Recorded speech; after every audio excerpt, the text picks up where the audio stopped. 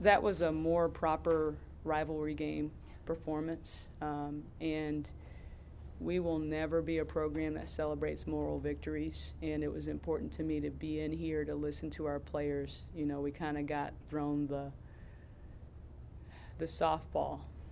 Are you satisfied? You lost closer this time, and I was really excited that our players answered no to that question, because it's a sign of growth for our program, honestly. And you know, we played at Akron a month and a half ago. Maybe it was January 13th, and quite honestly, that was one of the worst basketball performances that I had seen and been part of from an effort standpoint. And for us to make it a game, to have an opportunity to respond through adversity, to have an opportunity to execute, to have an opportunity to force Akron to make some adjustments to us. I'm very excited for our team, this team, because we still have basketball left to play, and the truth is that we're still getting better. And I'm excited. I talked about that at the end of the game in the locker room. This team is still getting better, and that's dangerous for teams like Miami and Buffalo at this time of year, because they're not worried about Kent State.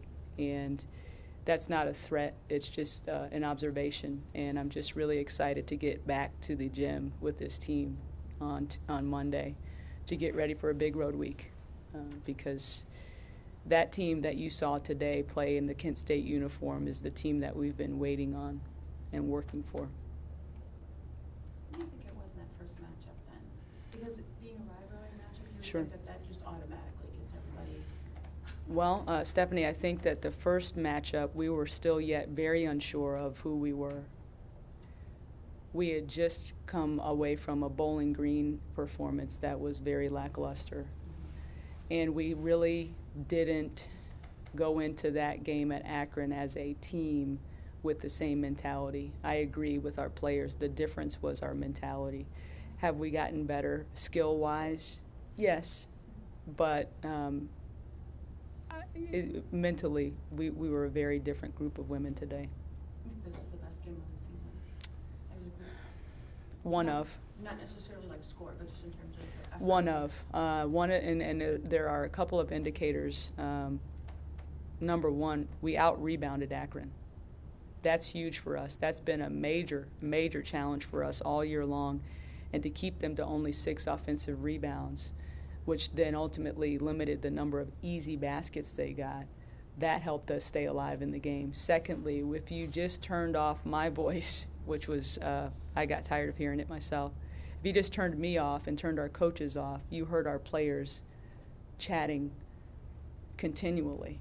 And that's a major indicator of the mindset that our team showed up with, because there are some days in practices that we have to invite, encourage, beg for our team to talk to each other, to take care of each other. Today that was a non-issue. It really helped us in particular in the first half when we were changing defenses on the fly a little bit. It helped us when we were switching all ball screens and switching all screens off the ball. For there not to be breakdowns in our defense, there were maybe 2 in the first half in those scenarios where we were switching. That's another major sign of improvement and the difference in mindset for our team today. Coach, last game, guard play really hurt you from 3, and then tonight it was the post game. What can you do to bring the post defense and the guard defense come together in one? We'll get there. What can we do? We just stay steady with our work ethic. We stay steady with our skill development. Our coaches do a tremendous job of working outside of practice with our players. I'll tell you, I just really appreciate the fact that it's February the 23rd and everyone is as plugged in as they are. And that's everybody on the roster, our athletic trainer included, Molly included. Everybody is as invested today as they were October 1st. And so that's going to help us get performances, balanced performances from our guards and our post in the same game. It's not too far away, and we've talked about that very candidly with our team. And coaching last year, this was a bit of a different game. You had 4 players play over 34 minutes. Mm-hmm. That's very unlike you. Like to give as many players as many minutes as possible. What was different about today's game? Well, the difference, and that's been a trend lately. Unfortunately, we've had to ask the seniors in particular to extend their minutes, and we have to play that way, unfortunately, especially against teams like Akron that really punish you for making even one tiny mistake. And so we're just working to find the most consistent lineup. You know, we were joking earlier this week, how many starting fives have we gone through? And that's not anybody's fault. We just have been seeking the perfect combination. And I really think, despite our performance at Toledo, that giving these seniors who have invested so much, especially in our staff being new this year, giving them the opportunity to lead from the front by starting the game is the right combination for us. And I'll tell you, Ashley Evans has really elevated her play. And so I'm excited. Again, those are all indicators that we're still plugged in and that we're continuing to improve.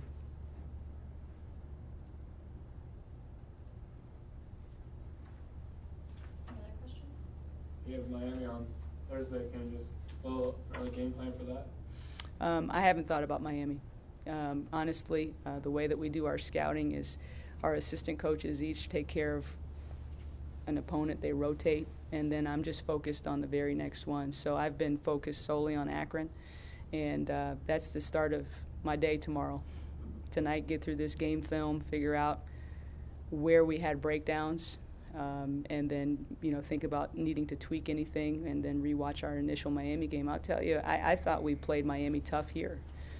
It got away from us late, but I thought we had a basketball game on our hands here. So I'm excited to go to Oxford next Thursday. I've never been, and I think we're a different basketball team than when they came here last time. Same thing with Buffalo. So this is a big week for us, and I'm excited about it. So the recipe against Miami, I don't know.